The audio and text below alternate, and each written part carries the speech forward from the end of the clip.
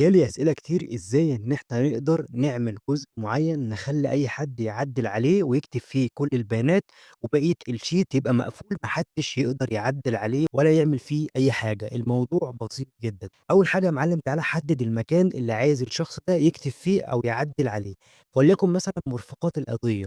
أنا عايز الشخص يكتب مرفقات القضية فقط، مش عايزه إن هو يعدِّل على باقي البيانات. تعالَ كده حدِّد المكان أو العمود، وبعد كده اضغط كنترول واحد، وبعد كده تيجي عند production، هتشيل علامة الlocked اللي موجودة دي، وقُل له أوكي.